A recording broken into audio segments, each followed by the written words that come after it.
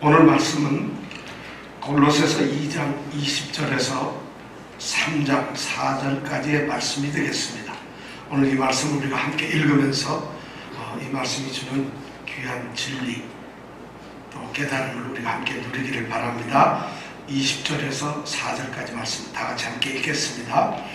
너희가 세상의 초등학문에서 그리스도와 함께 죽었거든 어찌하여 세상에 사는 것과 같이 의문에 순종하느냐. 곧 붙잡지도 말고 맛보지도 말고 만지지도 말라 하는 것이니 이 모든 것은 쓰는 대로 부패에 돌아가리라. 사람의 명과 가르침을 좇느냐. 이런 것들은 자의적 숭배와 겸손과 몸을 괴롭게 하는 데 지혜 있는 모양이나 오직 육체에 좇는 것을 금하는 데는 유익이 조금 더 없느니라.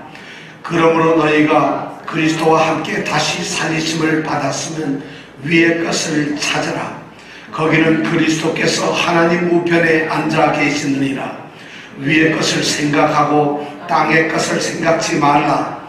이는 너희가 죽었고 너희 생명이 그리스도와 함께 하나님 안에 감추었음이니라.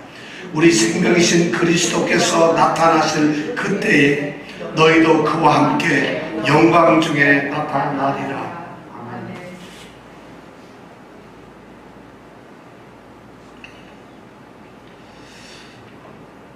지금 골로새 교회 안에는 바울이 전한 정말 바른 복음 안에서 참된 그런 신앙생활, 정말 그 올바른 성도로서 삶을 살아가는 그런 성도들이 있었어요.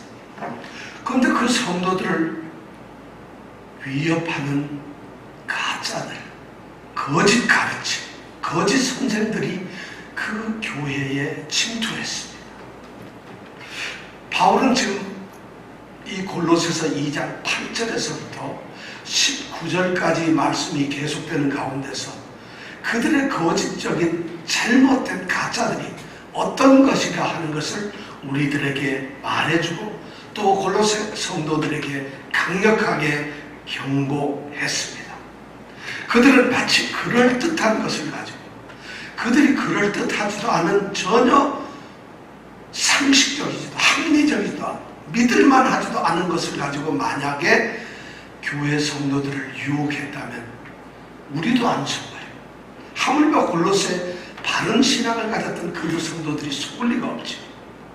그런데 그들은 아주 그럴듯한 그런 가르침을 가지고 성도들에게 다가와서 골로새 성도들을 비판하고 정죄하고 비난하고 그리고 그들을 노략질하려고 하는 그런 행동을 보이고 있었습니다.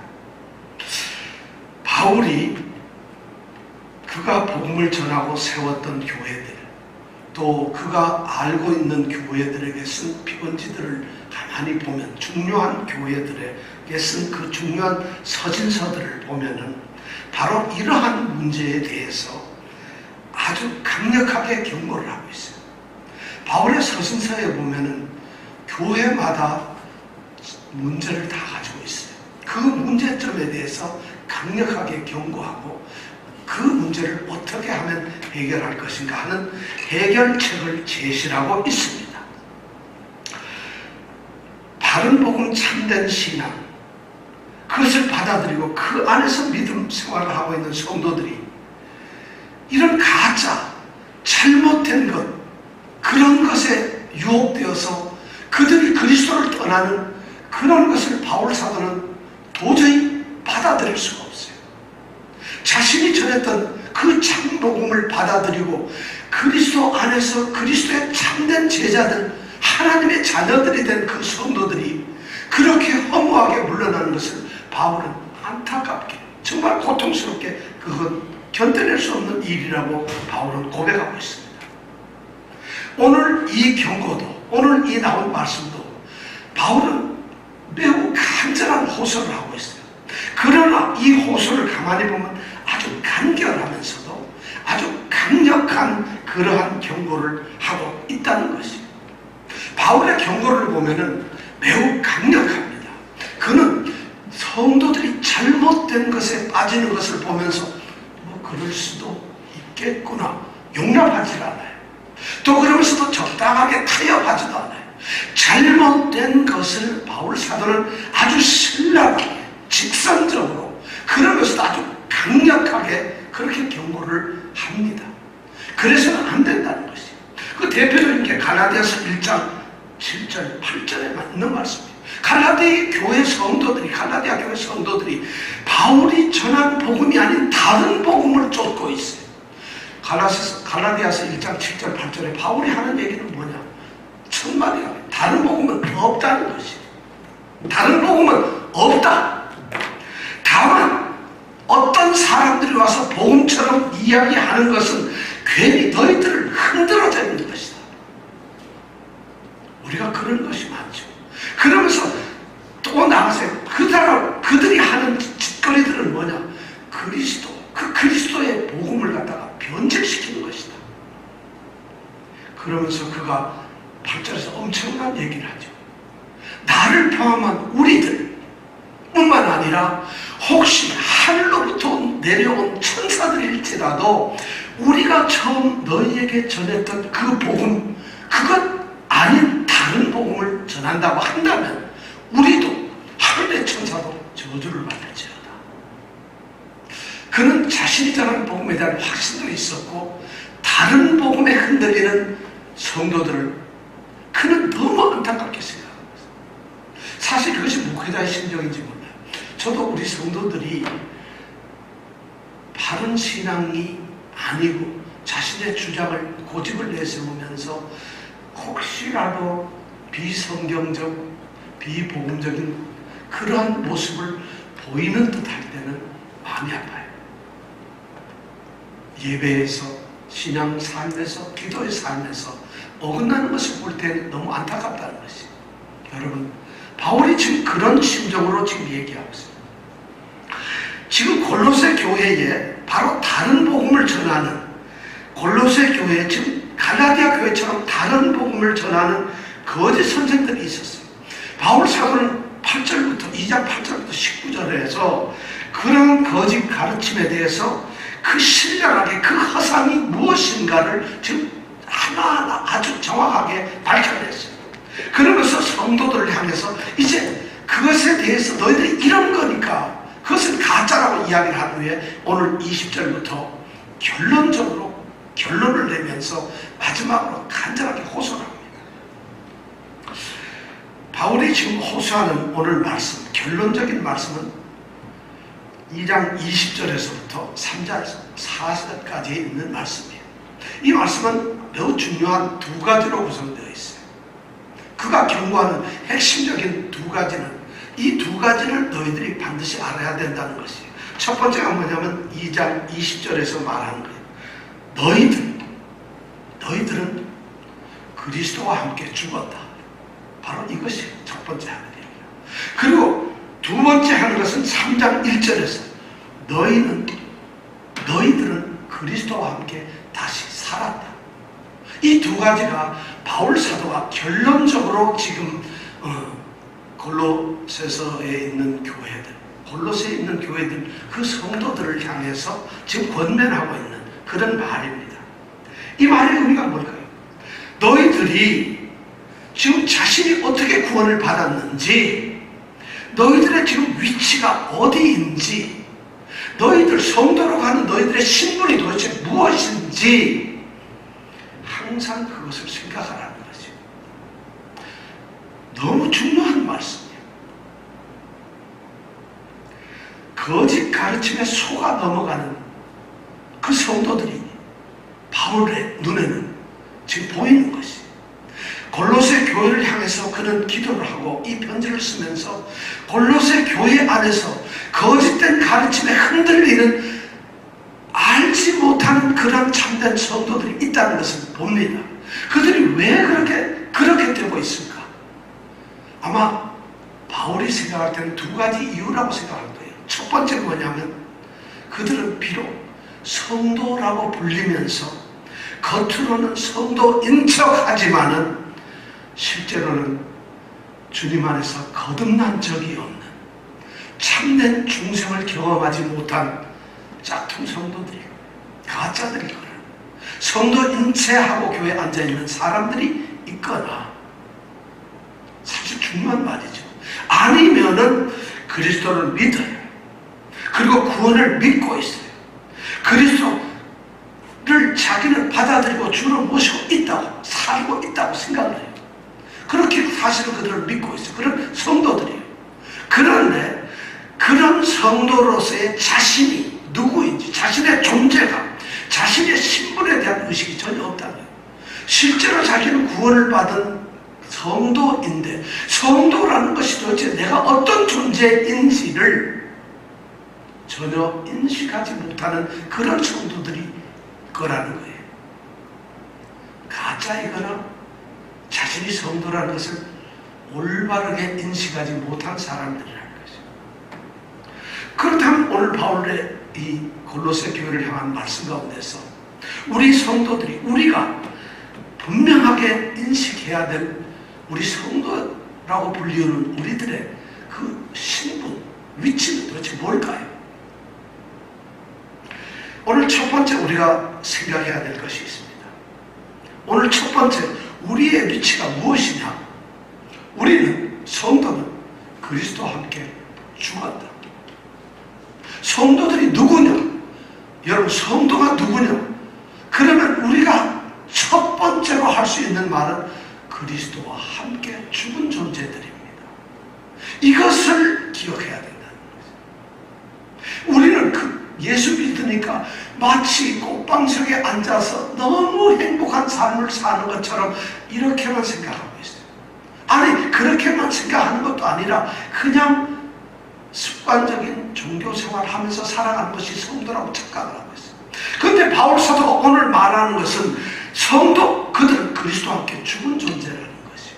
이것이 참 20절에 보니까 엄청나네. 너희가 세상의 초등학문에서 그리스도와 함께 죽었거든, 이렇게 말하고 있어요. 너희가 그리스도와 함께 죽었거든, 이 말은 죽었다는 사실이 명확하지 않아서 불확실하기 때문에 혹시 의심을 하면서 죽었을지도 모르니까 하는 그런 말이 아닙니다. 이 말은 의문, 조건적 의문문인데 정확하게 한 의미는 뭐냐면, 이 말은 이런 말이에요. 너희가 그리스도와 함께 죽었으므로 너희들이 사실은 그리스도와 함께 죽었다는 것이에요. 분명하게 너희들이 죽었다는 것이에요. 확실하게 너희들은 그리스도와 함께 죽은 존재라는 것이, 성도들이 너희라고 불리우는, 지금 이 말씀 가운데서 너희라고 불리우는 바로 이 성도들은 누구냐? 과거의 옛사람, 그런 옛사람이 죽어서 장사된, 이미 죽어버린 그런 존재라는 것이. 여러분, 죽었습니까? 이것을 왜 기록하고 있을까요? 바울은 이것을 새삼스럽게 그냥 기독교 어떤 교리로서, 여러분들 성도는 그리스도와 함께 죽은 존재예요, 이걸 좀 알게 하기 위해서 기록하고 있는 것이 아니에요. 단순하게 세상에 그런, 이것도 모르고 생각하지 않는 사람들이 많거든요. 그래서 이것 좀 교리가 이렇다 하는 것을 알려주기 위해서 하는 것이 아니에요. 지금 바울이 너희는 그리스도와 함께 죽었다, 이렇게 말을 하는 이유가 뭐냐면, 우리가 정말 진짜 그리스도와 함께 죽었는가를 깊이 생각하라는 것이. 너희들 그리스도와 함께 죽었어, 이것을 생각하라는 것이. 그렇게 생각하지 않고 살기 때문에 밖에서 오는 유혹들에게서 그만 넘어져. 조금만 세상에 이상한 일이 있거나, 자기한테 무슨 불편한 일이 있거나, 조금만 자기를 고통스럽게 괴롭게 하는 일들이 벌어지면 금방 부들부들 떨면서 금방 긴장이 되고 금방 스트레스 받아서 엉망이 되는 그런 사람들로서 너는 그리스도와 함께 죽었다는 것을 깊이 생각을 하라는 것이. 그렇게 생각을 해보고, 만약 내가 깊이 죽었다고 한다면, 그리스도와 함께 죽었다고 생각한다면, 죽었다면은 그 그리스도와 함께 죽었다는 그 죽음이 의미가 도대체 무언가, 내가 그리스도와 함께 죽었다는 것이 무엇인가를 한번 깊이 인식하고 생각해보고 이것이 바울 사도가 지금 이 말을 기록하고 있는 거예요. 저는 성도들이 하찮은 이런 일에도 금방 당황해가지고 막 어쩔 줄 몰라 하고, 그리고 금방 세상에 이렇게 하면 금방 끌려가 버리고 신앙을 우습게 알고 정말 그리스도를 믿는 것 자체를 가볍게 여기는 천박한 그리스도인이 된다는 것을, 지금 그런 사람들 혹시 있을까봐 바울 사도는 이렇게 얘기해요. 너희 죽었어. 한번 심각하게 죽었다는 걸 생각해. 그리고 죽었다는 의미가 뭔가를 한번 생각해봐. 왜 내가 이 말을 하고 있지? 너희들이 그리스도와 함께 죽었다는 말을 왜 하고 있는가를 한번 생각해보라는 거죠. 근데 우리는 죽었어요. 성도들은 죽은 자들이에요. 근데 죽었는데 어떻게 죽었느냐? 그리스도와 함께 죽었다. 그리스도와 함께 죽었다. 그 죽음의 방법이 그리스도와 함께 죽었다는 거죠. 우리는 사실 그리스도께서 죽는 그 현장에 가본 적도 없어요. 간 적도 없어요. 우리는 십자가에 살리신 그리스도 뭐 이러지만 우리는 그 현장에 가본 적도 없어요. 그리스도가 죽는 십자가 그 모습을, 우리 십자가를, 그 형태를 이렇게 만들어 놓은 것 외에 직접 그리스도를 매달았던 십자가를 본 적도 없어요. 그분이 십자가에 달려있는 사실을 본 적도 없어요. 또 우리 자신 스스로가 그리스도가 죽었던 방법 그대로 우리는 십자가에서 죽지도 않았어요. 그런데 바울 사도는 너희가 죽었다는 거예요. 그리스도와 함께 죽었다는 거예요. 우리는 그리스도와 함께 죽었다. 그럼 도대체 그리스도와 함께 죽었다는 게 뭘까요? 이것이 굉장히 중요해요. 우리는 이 말을 너무 쉽게 생각해요. 그리스도와 함께 죽었어요. 여러분 죽었어요. 이것이 진짜 그 의미가 생각된다면 바울 사도는 지금 골로새 성도들은 그 의미를 지금 마음속에 이 편지를 읽는 순간, 골로새 성도들이요, 여러분들은 세상의 초등학문에서 그리스도와 함께 죽었습니다. 이 말을 읽는 순간에 이런 것을 좀 느끼라는 거죠. 그리스도와 함께 죽었다. 함께 죽었다는 이 말씀이 뭐냐? 우리는 그리스도의 그 죽으심과 연합이 되었다는 거죠. 그의 죽으심과 우리 자신과는 연결이 되어 있다는 거죠. 끊을래야 끊을 수 없는 아주 밀접하고 긴밀한 관계가 형성돼요. 예수 그리스도께서 십자가에 죽으신 그 사건 자체가 우리와는 뗄래야 뗄 수 없는 아주 깊은 관계, 끊을 수 없는 관계가 있다. 연합되었다는 것이. 왜 그랬을까? 주님께서 죽으신 것은 자신 때문에, 자신을 위해서 죽은 것이 아니라 죄인인 우리를 위해서 죽으신 대속의 죄라는 것이죠. 대속의 죄이라. 우리 안에 있는 우리들의 죄 때문에 그분이 대신 죽었어요. 그래서 그 죄의 값인 죽음, 사망을 그분이 짊어지셨어요. 그 값을 치러버리셨어요. 그래서 우리의 죄값이 그분의 죽음으로 말미암아 치러졌다는 거죠. 그래서 그분의 죽음과 우리가 연결될 수밖에 없어요. 그분의 죽으심이 우리의 죄값을 없습니다. 이미 치러버리고 말았다는 거죠. 마치 그런 거죠. 우리 모든 사람들이 인류의 시조인 아담 안에서 모두가 원죄 가운데 죄인이 된 것처럼 그리스도, 그분이 십자가에 죽으심으로 우리는 의로운 사람이 되었다는 것입니다. 죄사함을 얻었다. 로마서 6장 1절에서부터 5절에는 그런 말씀을 해요. 너희들 은혜를 더하려고 죄에서 살 수가 있겠느냐? 너희들 죄에서 죽은 우리가 어떻게 죄 가운데서 계속 살아갈 수 있겠느냐? 우리가 그리스도와 함께 세례를 받았는데, 그래서 세례를 받음으로 말미암아 그리스도와 함께 죽고 장사된 것을 너희가 모르느냐? 세례라는 것이 그런 것을 모르느냐? 그럼으로써 우리는 그리스도와 함께, 그리스도의 죽으심과 함께 연결된 연합한 자들이라는 것을 알지 못하느냐? 5절까지, 6장 1절부터 5절까지 그런 말씀입니다. 그러면서 로마서 이 6장 6절에 결론적으로 이렇게 말해요. 우리가 알거니와 우리 옛사람이 예수와 함께 십자가에 못 박힌 것은 죄의 몸이 멸하여 다시는 우리가 죄에게 종노릇하지 아니하게 하랴. 그런 거예요. 죽은 이유는 우리가 몸이 죽었다. 죄의 몸이 멸했다는 것, 우리 육체가, 우리 몸이 죽었다는 것. 그래가지고 다시는 우리가 죄한테, 왜냐면 우리의 죄된 몸이 죽었으니까 이제 다시는 죄에게 좋은 노릇을 하지 않으려고 하는 것이에요.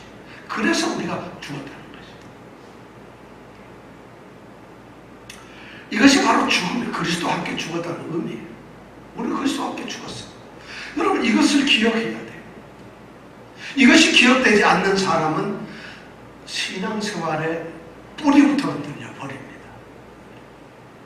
오늘날 교회나 그리스도를 믿는다고 하는 이 성도들의 모습에서 그들의 올바른 신앙이 되지 않고 그들이 신앙인으로서, 그리스도인으로서 살아가지 못하고, 빛과 소금, 말로는 우리가 얼마나 제일 좋아하는 말들이 성도들이 빛과 소금처럼 사는 거예요. 그러니까 살지를 못해요. 빛처럼 소금처럼 살지를 못해요. 그 이유가 뭐냐면 우리가 그리스도와 함께 죽었다는 사실을 우리가 인식하지 않기 때문에, 우리 신앙 가운데 우리는 그리스도와 함께 죽었다는 이 사실을 우리가 늘 항상 깨달아요. 아침에 일어나 나는 그리스도와 함께 십자가에 죽은 존재다. 나는 죽은 존재야. 나의 옛사람은 나의 과거 죄성에 의해서 죄의 유혹에 가지고 죄된 몸을 가지고 죄의 성품을 가지고 사는 나는 그리스도와 함께 십자가에 죽어버린 존재. 없다는 것이에요. 그것을 생각하면 어떻게 그렇게 살 수 있는 거예요? 바로 바울 사도가 지금 그런 이야기를 하고 있어요. 그러면서 오늘 말씀에서 바울 사도가 그리스도와 함께 죽었다는 이 사실을 이야기하면서 또 핵심적으로 얘기하는 것은, 그럼 그리스도와 함께 죽었는데 우리는 그러면 무엇으로부터 죽어가지고 어떤 것으로부터 죽었느냐, 그리고 어떤 것으로부터 우리는 자유를 얻게 되었느냐 하는 것을 우리에게 말해주고 있어요. 너희들이 죽었어. 그런데 어디로부터 죽었는지 아느냐? 너희들이 어디로부터 자유를 얻게 되었는지 아느냐? 다시는 그것에 종로를 타지 않아도 된다는 것을 아느냐? 이것을 지금 말해주고 싶어요. 그런 것을 말해주고 싶으니까 바울 사도가 지금 급하게 말합니다. 어찌하여 세상에 사는 것과 같이 사느냐는 것이. 죽었는데 아직도 여전히 그곳에 살고 있느냐는 것이. 아직도 여전히 그렇게 생활을 하고 있느냐는 것이. 오늘 20절에 있는 말씀이에요. 어찌하여 세상에 사는 것과 같이 살고 있느냐. 여러분, 이 말씀이 지금 새겨졌으면, 이 말씀하는 앞에서 여러분들의 양심이 열려지고 여러분들의 신앙의 의식이 달라졌으면 좋겠어요. 바울 사도가 여러분들 보고 얘기해요. 여러분 죽었는데 아직도 안 죽은 것처럼 어떻게 거기 아직 살고 있냐, 그 꼬라지 그 모양으로 살고 있느냐. 지금 바울은 2장 20절에서 그렇게 얘기합니다. 골로새 성도들한테 그렇게밖에 말을 할 수가 없어요. 던지고 있다는 거예요. 우리가 어디로부터 죽었다는 것이에요. 그리고 무엇으로부터 우리는 자유롭게 되었다는 거예요. 그런데 어째서 왜 거기에 그냥 아직도 살고 있느냐, 또 그런 방법으로 아직도 살고 있느냐, 지금 그것을 얘기하고 있어요. 자, 그러면서 바울 사도는 우리가 무엇에 대해서 죽었는가를 지금 이야기를 하고 있습니다. 오늘 말씀은 결론적으로 이미 우리가 다 8절부터 19절까지 말씀에서 생각했던 말씀이지만 다시 바울 사도는 그것을 요약하며 결론적으로 이야기를 합니다. 첫 번째가 우리는 세상의 초등학문에서 죽었고 바로 세상의 초등학문으로부터 자유케 되었다는 것이에요. 세상의 초등학문이라는 말이 뭐냐면 결국 세상적이고 세속적이고 인본적인 것을 말합니다.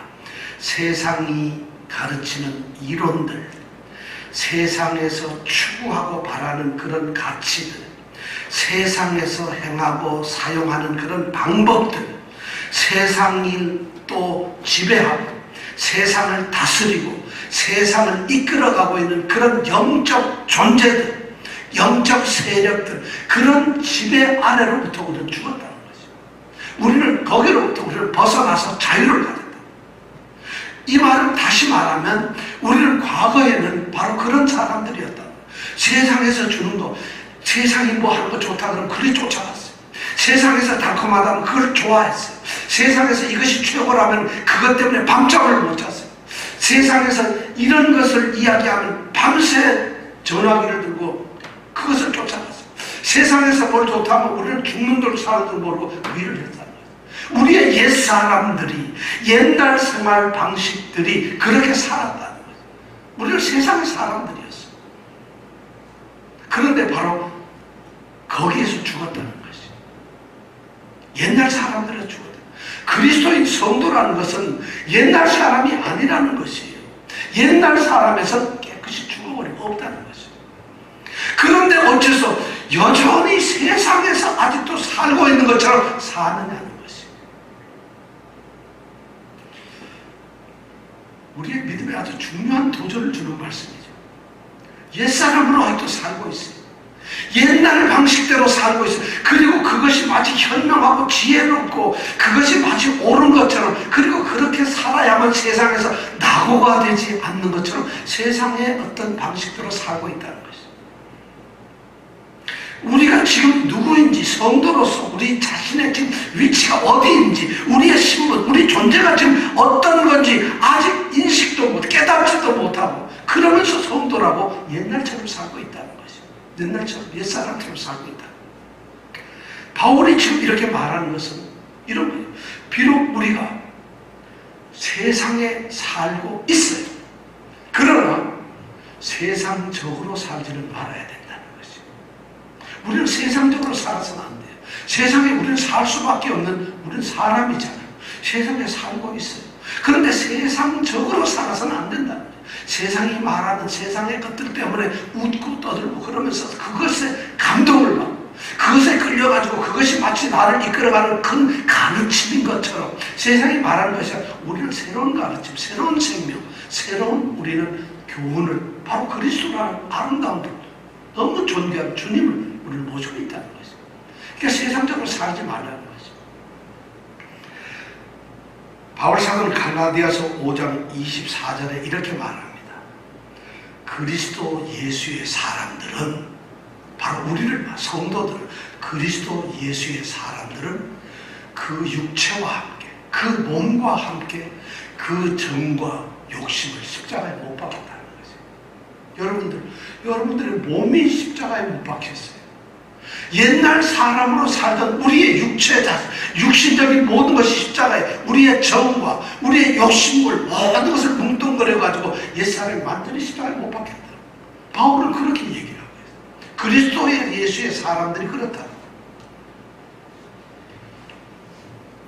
이런 얘기 참 저는 얘기를 하면서 이런 생각, 우리 성도들은, 저도 이 말씀을 부르면서 제가 오늘 아침 새벽에 일찍 이 말씀을 이렇게 다시 한번 묵상을 하면서 나도 과연 이런 말씀을 얼마나 생각하고 있어. 나는 그리스도 예수의 사람인가? 나는 내 육체와 함께 정과 욕심을 십자가에 못 박은 존재인가? 내가 이것을 정말 인식하고 의식하고 생각하면서 나는 사는 존재인가? 나는 내 스스로 자문을 해보았어요. 그러면서 우리 성도들 한번 이렇게 생각해봤어요. 한 분 한 분, 죄송합니다. 한 분 한 분 내가 떠올리면서 이분은 그렇게 살고 있는 분, 아니 자신이 그리스도와 함께 죽은 존재이라는 걸 의식이나 하고 있는가? 인식하고 살아가고 있는가? 한번 이렇게 생각을 해봤어요. 아마 골로새 성도를 향해서 이 편지를 쓰고 있는 바울 사도는 똑같이 그런 마음으로 너무 멀리 떨어져 있지만 그 골로새 교회를 향해서 그런 심령으로 그들과 함께 있으니까 아마 그렇게 썼을 거라고 생각해요. 갈라디아서 6장 14절에 가면 바울은 또 다시 고백하죠. 자기는 그리스도 예수의 십자가 외쳐 결코 자랑할 것이 없다고 합니다.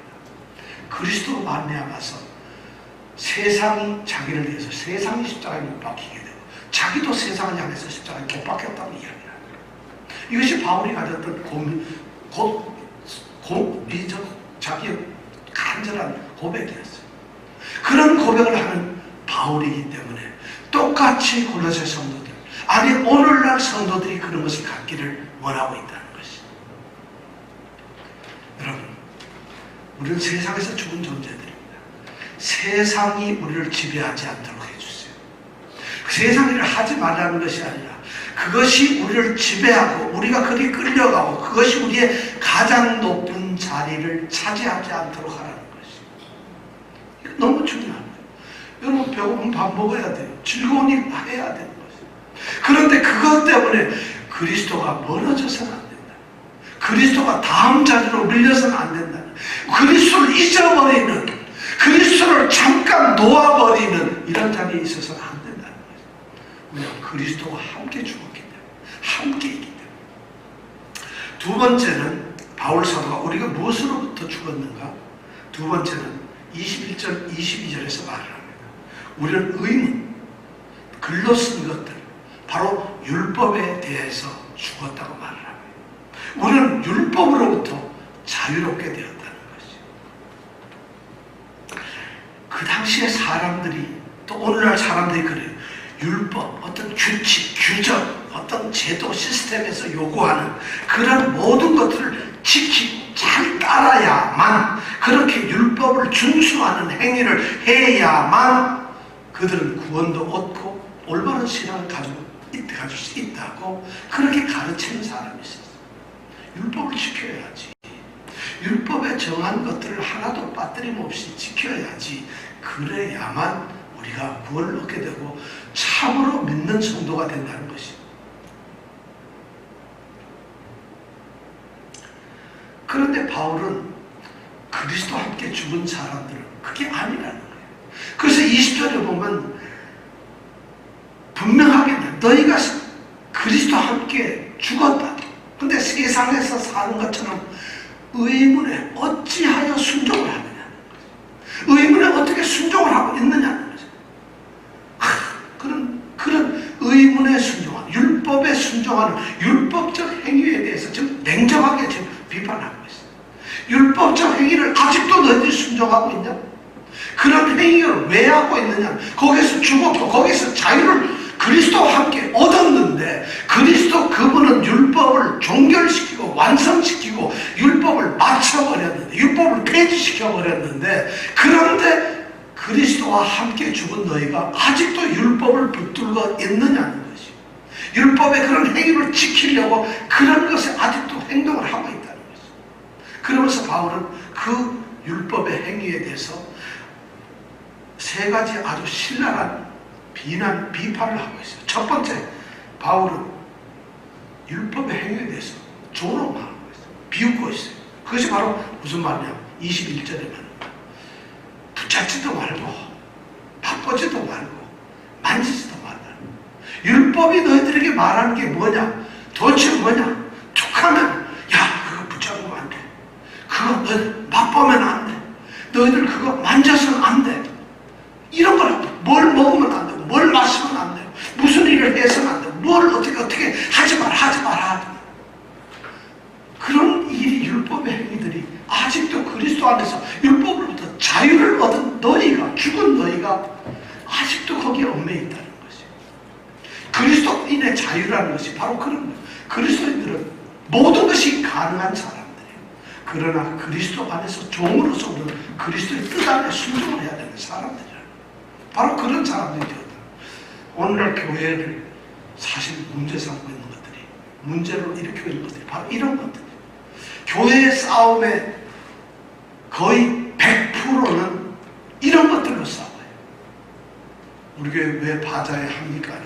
우리 교회는 조직을 왜 만듭니까? 안 만듭니까? 우리 교회는 왜 장로를 세웁니까? 안 세웁니까? 우리 교회는 왜 헌금에 봉투에다 이름을 쓰게 합니까? 안 쓰게 합니까? 우리 교회는 왜 강단이 옆에 있습니까? 우리 교회는 왜 십자가를 달지 않습니까? 우리 교회는 왜 주일날 야외 예배를 갑니까? 우리 교회는 왜 예배 늦게 나오는 사람을 뭐라고 그럽니까? 뭐 이런 것 가지고 온통 우리 교회들의 문제가, 신앙적인 문제가 붙잡지도 않아, 맛보지도 않아, 만지지도 않아. 바울 사도가 지금 말하고 있어요. 20절에, 21절에 말한 게 곧 이 말에다 대가 도대체 툭하면 붙잡지 말라, 만지지 말라, 맛보지 말라. 도대체 그런 것이 왜 율법의 행위가 아직도 너희를 주장하고 있느냐는 것이죠. 여러분, 이 헬라어 성경을 보면은 그런 뉘앙스. 우리는 여기에 보면 뭔 말인지 좀 휘황하게 이해가 안 되는데 원문에 보면 바울이 굉장히 아주 단명하면서도 아주 절정적이고 강력하게 툭하면 붙잡고 툭하면 만지지만 툭하면 맞다보지만 도대체 왜 그러느냐 이렇게 말합니다. 사실 우리 신앙인들한테 그런 것이 얼마나 문제가 되는지 몰라요. 바울이 그렇게 얘기를 합니다. 그러면서 바울이 두 번째 그 율법 행위에 대해서 그런 것, 뭘 먹느냐, 뭘 마시느냐, 말아야 되느냐, 무슨 행동을 해야 되느냐, 안 하느냐, 이런 것들, 그런 것에 대해서 한마디로 딱 22절에 보면 가로 열고 뭐라 그랬어요? 한번 읽어볼까요? 시작.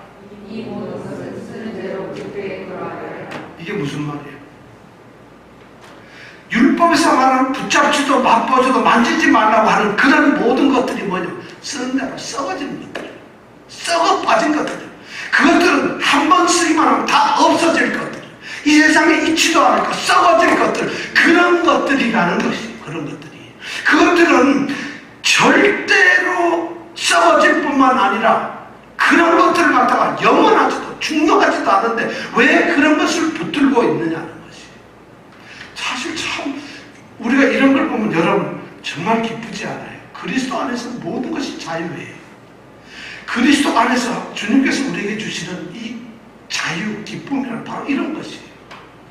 뭔가 우리는 전에 우리를 확 눌렀던 먼 행위적인 어떤 것은 그게 아니에요.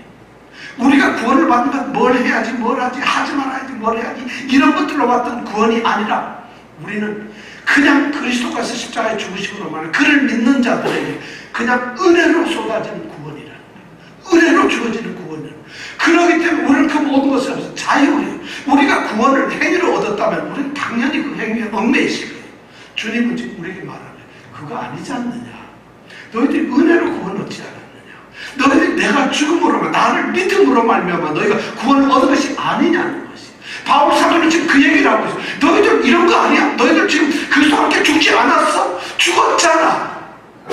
그렇다면 그 그리스도가 모두 율법을 배워버렸는데 아직도 율법 붙들고 아직도 뭘 할까 이런 걸 생각하느냐? 그거 썩어질 것들이야. 그거 없어 중요한 거 하나도 아니라. 오늘 교회들이 중요하지 않은 것 때문에 마치 그리스도의 몸된 교회를 나누어버려 성도와 갈등을 해요. 그들은 어쩌면 그런 존재들이에요. 아까 제가 말씀드린 짝퉁 성도이거나 가짜들이거나 아니면 자신이 누군가를 인식하지 못하는 사람들. 자, 그런 거예요. 그러면서 바울 사도는 22절 그 끝에 분명하게 얘기해요. 사람의 명과 가르침을 쫓는 것이라고 얘기해요. 그런 금지 행위들, 그런 것도 율법의 행위들이 뭐냐면은 그것은 인간들이 만들어낸 명령이며 인간들의 가르침이라는 것이에요. 인간들이 만들어낸, 인간들이 고안해낸 모조품이라는 거죠. 그건 아무것도 아닌 것들이에요. 그럼 왜 인간들이 만들어 놓은 것을 가지고 붙들고서 거기에 매여 있느냐는 거죠. 바울은 율법의 이런 율법적인 행위를 이렇게 한마디로 얼마나 신랄하게 지금 비판을 하고 있는지 몰라요. 왜 이렇게 비난할까요? 우리 주님께서 하셨던 말씀 때문에 그런 것 같아요. 마태복음 15장 8절에서 9절에 보면은 주님께서 하신 말씀이 있어요.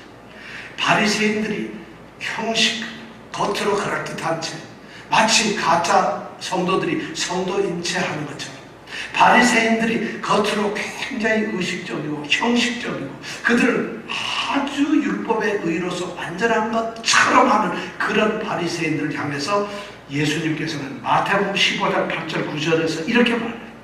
근데 그 말씀을 하는데 예수님은 그 말씀을 이사야서 29장 13절에 있는 말씀을 그대로 인용을 하고 계세요.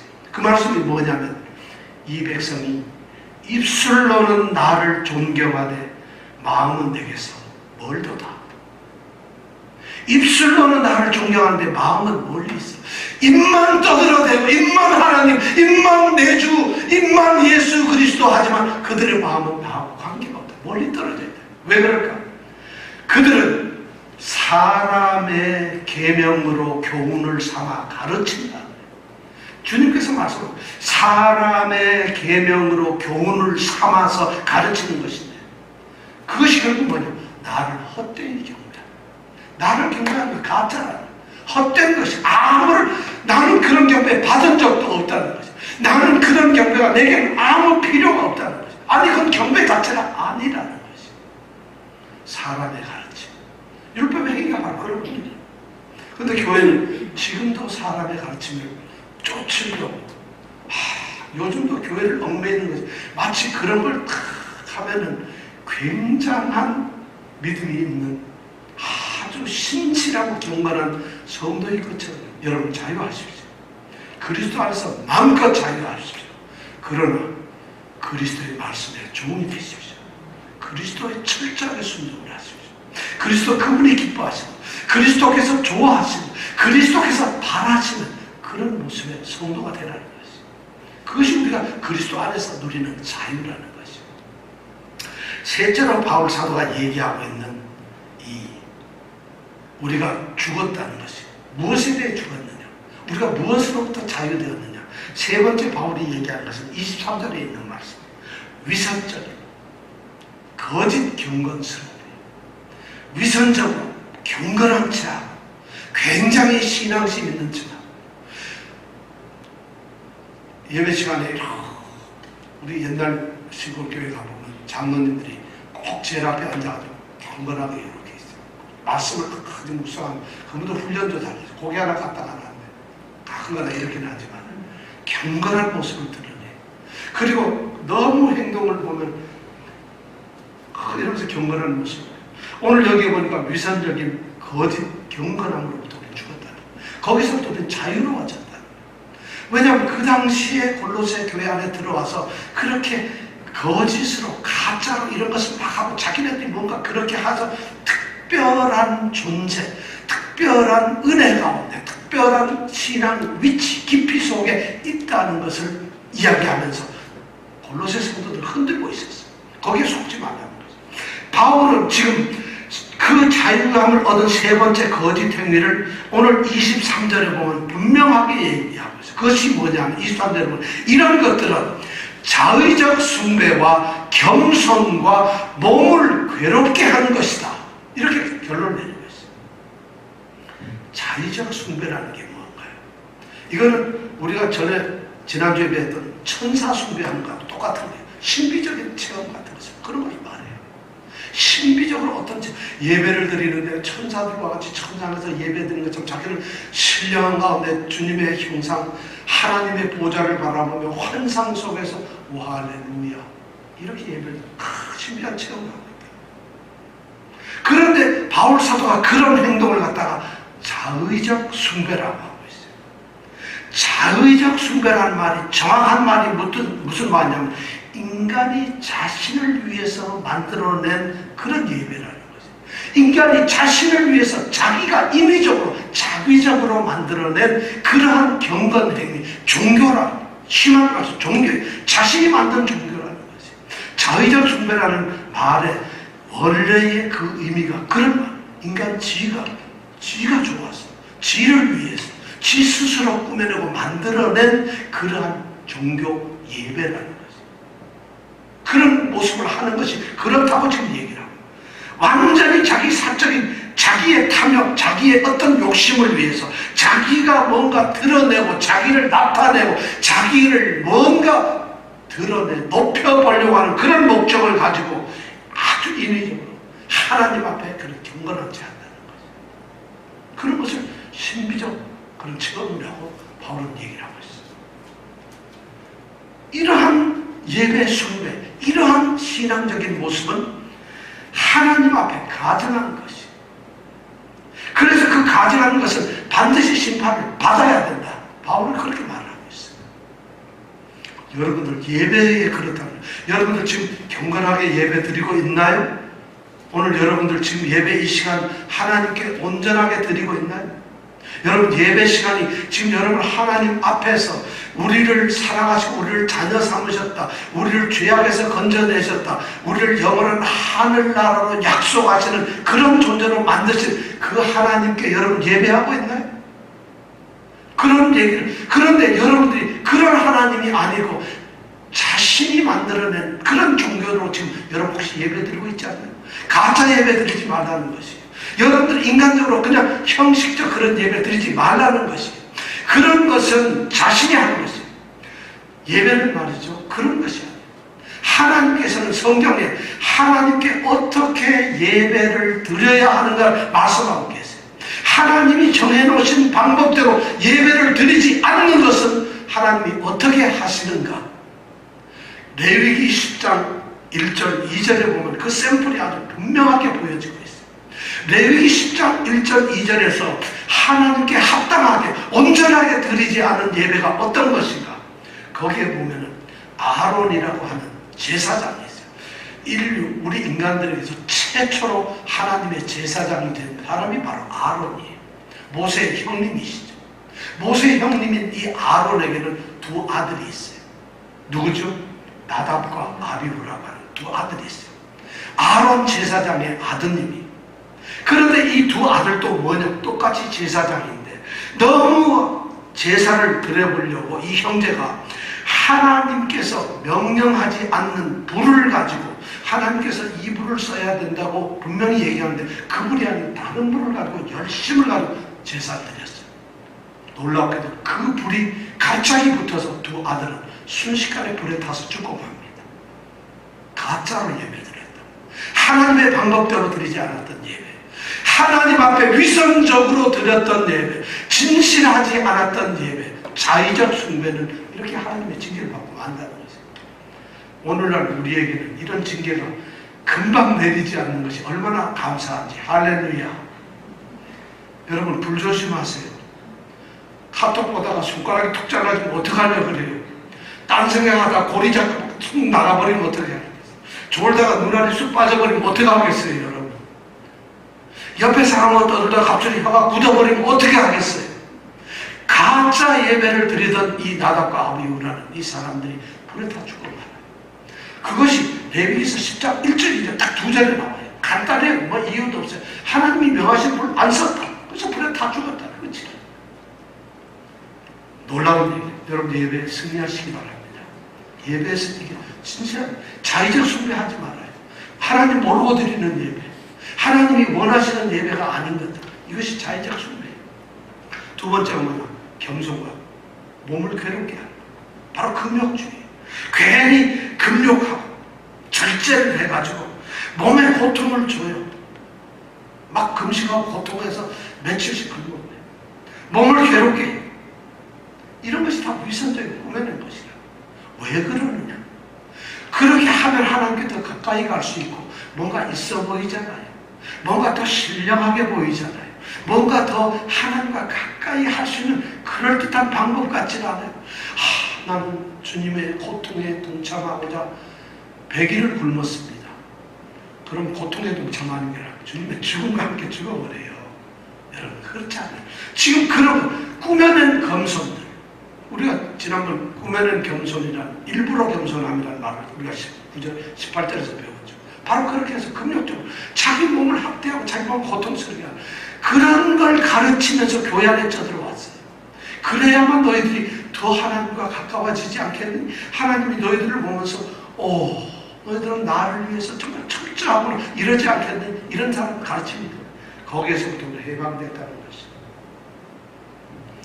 그러면서 23절에 결론적으로 이런 행동들, 이런 금욕적이고 자의적인 숭배, 이런 모습들은 뭐냐면 보면 지혜 있는 모양이나 마치 굉장히 영적인 것처럼 아주 지혜로운 행동인 것처럼 아주 신실하고 아주 경건한 그런 신앙적인 모습인 것처럼 보이지만 그건 껍데기 모양이라는 거죠.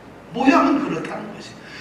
영적인 모양같이 보이지만 그건 단지 모양일 뿐이라는 거예요. 전혀 영적이지도 않다는 거죠.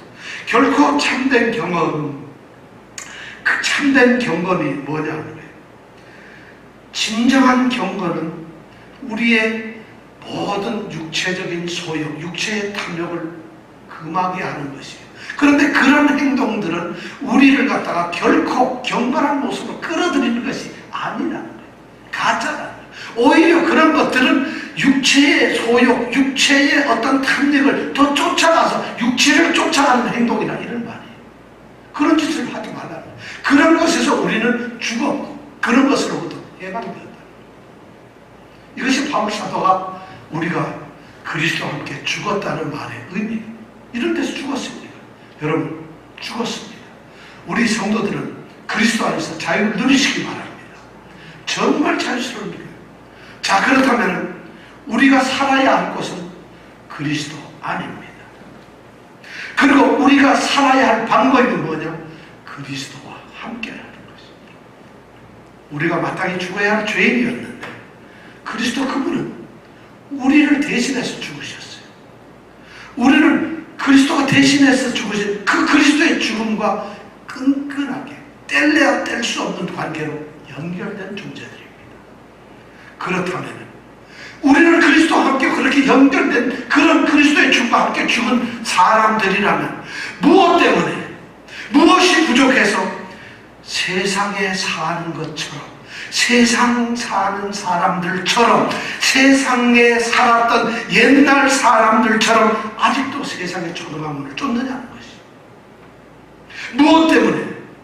유익도 없고 필요치도 않는 사람의 명령, 인간이 만들어낸 명령, 가르침, 위선적인 거짓, 그런 것에 끌려다니고 있느냐는 것이죠.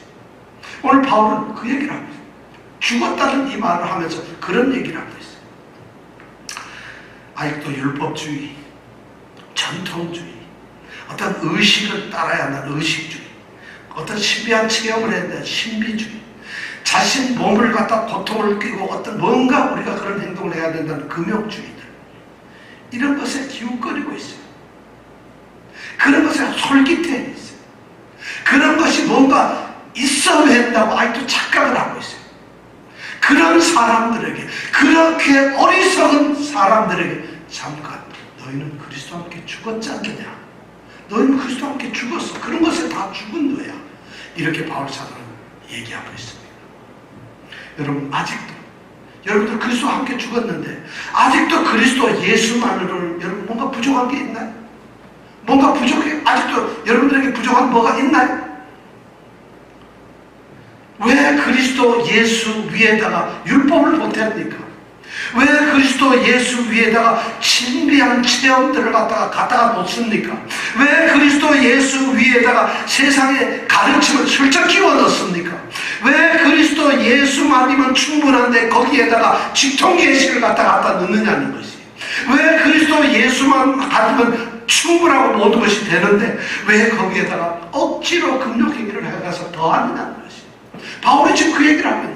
너희들 그리스도 예수와 함께 죽었는데 아직도 그런 것들을 자꾸 거기 예수에다가 덧붙이지 말라. 이것은 다른 복음이라는 것이. 바울은 골로새 교회에게다가 그런 얘기를 했어요. 1장서부터 2장까지 오는 과정에서 그리스도가 누구냐? 그는 보이지 아니하시는 하나님의 형상이다. 만물을 창조하셨으면 만물의 경배를 받으셔야 할 분이다. 그분은 교회의 유일한 중보자이시면서 하나님의 아들이다. 그분은 자신의 죽으심으로 그의 피로 말미암아 하나님과 우리를 화목케 하신 분이다. 모든 지혜와 지식은 바로 예수님 안에 있다. 그리고 모든 세상을 다스리는 영적인 권세, 정사 권세를 완전히 무력화시켜버리고 그들을 갖다 조롱거리로 만드신 분이다. 바로 몸인 교회의 그리스도 그분이 너희들의 주가 되었다. 그 주님이면 충분하다. 근데 그 주님과 함께 죽었는데 아직도 여러분들 다른 것에 쫓아가느냐? 이것이 오늘 바울이 말씀하는 문제의 핵심입니다. 여러분 기억하십시오. 오직 그리스도만입니다. 그리스도뿐입니다. 여러분들, 저나 여러분들은 그리스도와 함께 죽은 사람들. 이것을 기억하십시오. 나는 그리스도와 함께 죽은 사람이다. 나의 옛날 사람은 죽었다. 어제의 나는 죽었다. 예수를 믿기 전에 나는 이미 사망 신고해서 호적에다가 빨간 줄이 그어져 버린 존재다. 나의 이름은 죽은 사망의 명단에 들어가 있는 사람들이다. 그리고 천국의 생명책에 기록되어 있는 사람이다. 여러분 죽었어요. 여러분 저도 죽었고 여러분도 죽었어요. 죽었어요. 우리는 죽었어요.